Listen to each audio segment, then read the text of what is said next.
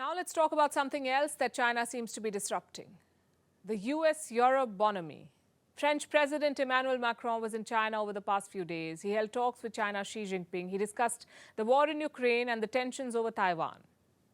But it was also a business trip, a way to get China to sign more trade agreements with France. And what was the outcome of the trip? Not too many tangibles. China refused to condemn Russia for its invasion of Ukraine. It refused to make any assurances regarding Taiwan. In fact, as soon as Macron was out of the Chinese airspace, China began its latest round of drills around the island. But both Macron and the Chinese media are hailing the trip as a huge success. Why? Because both sides believe it was a shot in the arm for European strategic autonomy. First, let's understand what that is. What is European strategic autonomy? It means that the European Union is acting independently of the US when it suits European interests. It means the EU not following America's lead in all conflicts and behaving like an independent global power. The question is, can Europe afford to do that? Also, why is Macron championing this cause? Because he doesn't want to fight with China. Remember, the US has promised to defend Taiwan if China attacks, and China has promised to take Taiwan by force if needed. Now, Emmanuel Macron says Europe should not get caught up with this. Washington has labeled Beijing as its greatest threat. It is fighting trade wars with China, and all of this affects Europe too. If European companies do certain businesses with Beijing, they face American sanctions. And this also limits Europe-China trade prospects. The French president wants to change all of that. So does German Chancellor Olaf Scholz. He went to China last November to discuss trade. But it's a tough balancing act. Europe depends on the US for military protection, protection which seems imperative considering what's going on in Ukraine. So it can't really afford to anger Washington beyond a point.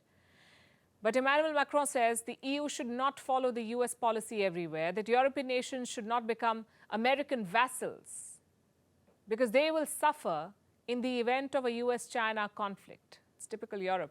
Remember, China overtook the US as Europe's largest trading partner in 2020. We mentioned this last week too.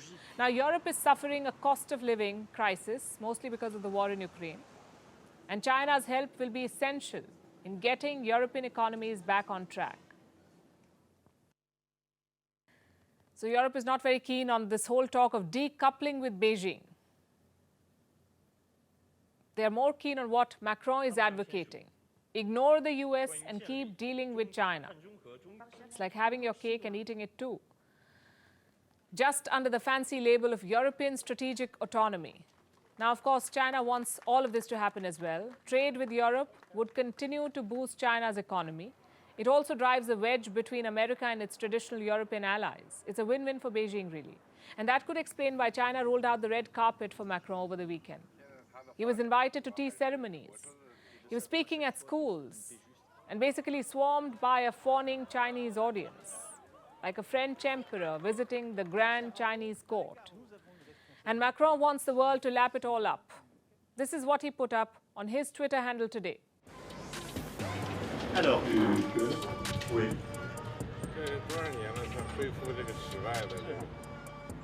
Nous avons aujourd'hui à œuvrer pour éviter toute escalade et tout à la fois préserver et réinventer un ordre international de paix et de stabilité. It's a stark contrast from his current predicament at home. For months, French people have been protesting. They've been protesting Macron's pension reforms. He has rammed through a law that raises France's retirement age from 62 to 64. The people are not happy about this. Violent clashes keep erupting between the police and the protesters. Strikes in every sector of the economy. Garbage being lined up across Paris. Could this trip to China have been a way for Macron to appear like a global statesman? Is that why he's championing European strategic autonomy as a way to avoid his domestic embarrassments? Macron's China trip makes him seem more grandiose than what his political realities suggest. But will the world really buy it? Whatever the French president's motives, China seems happy. And the US will have to start keeping an eye on its allies in Paris. Our next story is from Turkey. The country is bracing for an election next month and a potential new entry is making waves. A famous footballer could be joining President Erdogan's party. We're talking about Mesut Ozil. He was the attacking midfielder who helped Germany win the FIFA World Cup in 2014. He played for Germany, but his origin is Turkish, and now he seems to be returning to his roots. Last week, he announced his retirement from football. He's putting his sports career behind him. But Mesut Ozil is just 34 years old. If he doesn't play football anymore, what will he do? Reports say he may be entering politics, and he may contest the election next month alongside President Erdogan. Now, some of you may already know this. Erdogan was a footballer himself. As a young man, he played semi-professional football at a local club, and that was a long time ago. Since then, Erdogan went on to become the mayor of Istanbul, then prime minister, and finally the president of Turkey. He's been at the helm for 20 years, which is a fairly long time in any profession, especially in the cutthroat world of politics. He's facing a tough election ahead. Anti-incumbency is catching up, the economy is in a shambles, and the recent earthquakes have shaken his support base. So he needed something new to pull voters. His party needed what is called a wow factor, and perhaps star footballer Mesut Ozil fits that bill. His entry has not been officially confirmed, but reports say his name is on the list of candidates in Turkey. These are the candidates who will contest elections from Erdogan's AKP party.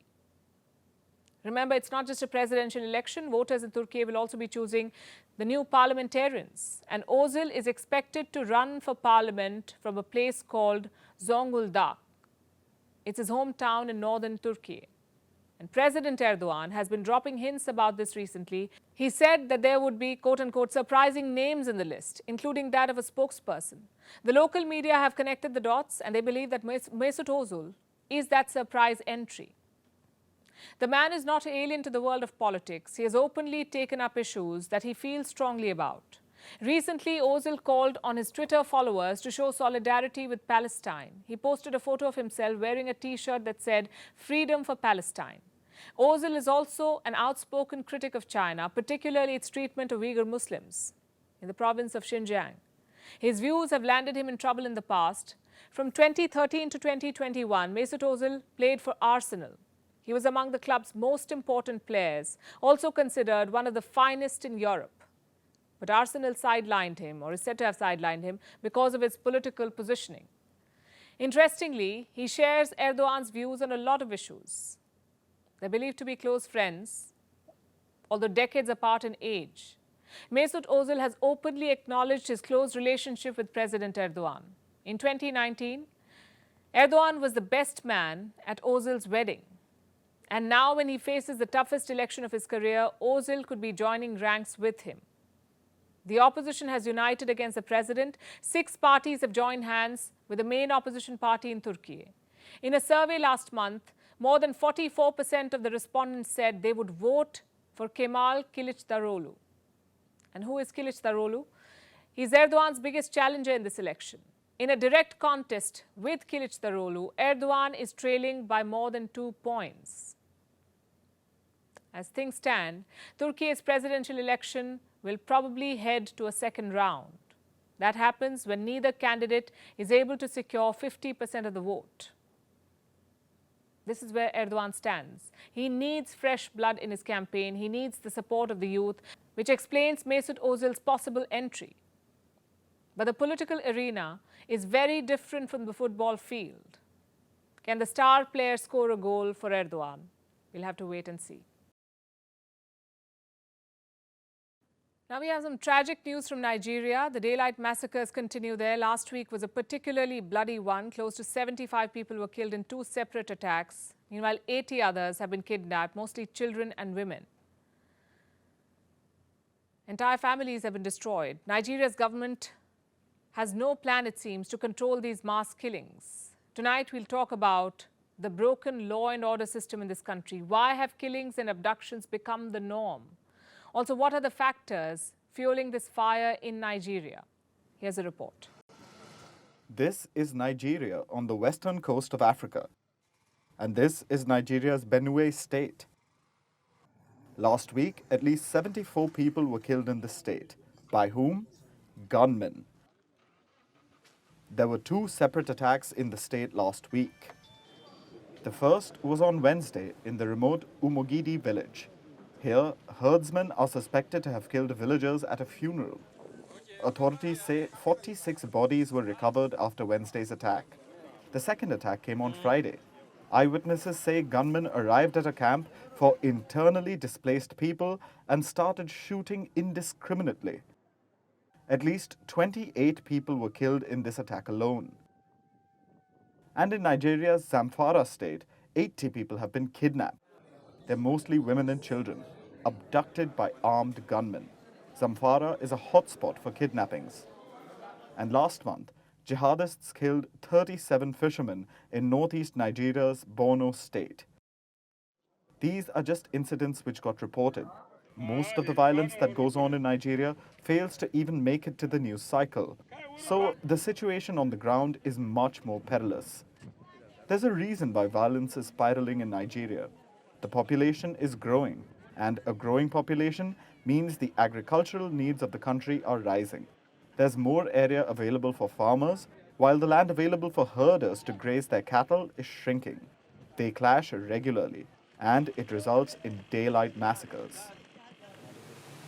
The situation is especially worse in Nigeria's middle belt states like Benue.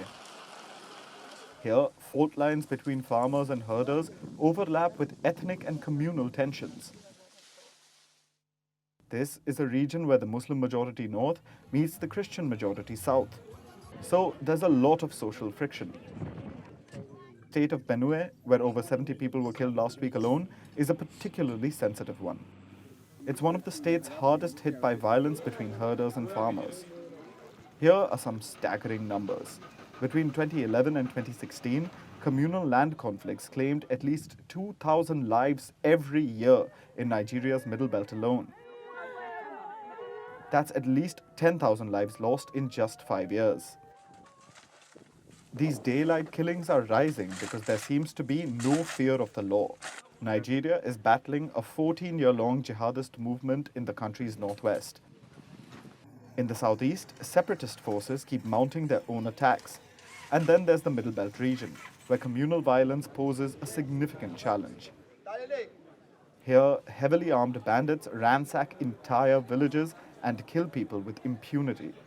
They also carry out mass abductions to earn ransom money. So what's the government doing? Whatever it is, it's evidently not enough. And now it's time for Vantage Shots, images that tell the story. We're starting with Ukraine. Russia forces attacked a residential building in the city of Zaporizhia. 2 people have been killed. In Indonesia, a giant sperm whale died after washing up on a beach. This is the 3rd such incident in Bali in a week.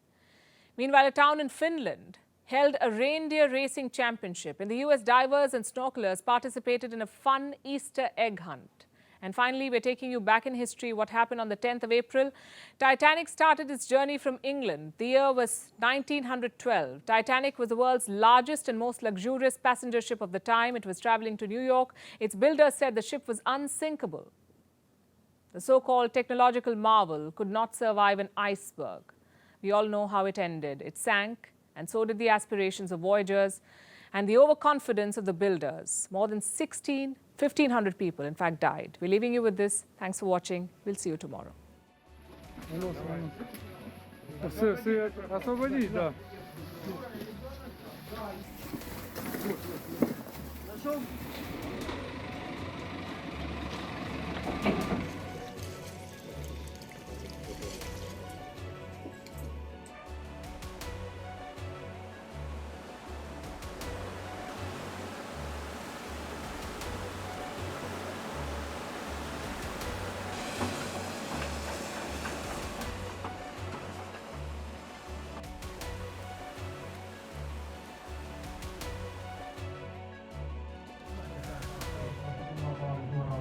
Keltaisella värillä tullaan nyt vahva. Nyt se on mennyt jo aikoja sitten. 10 aluksi pysty tuoda keulapaikkaa puolustamaan. Sen sijaan punaisena tulee ykkösenä kulkuri. Nyt se on mennyt jo aikoja sitten. 10 sekuntia. hymyttelen.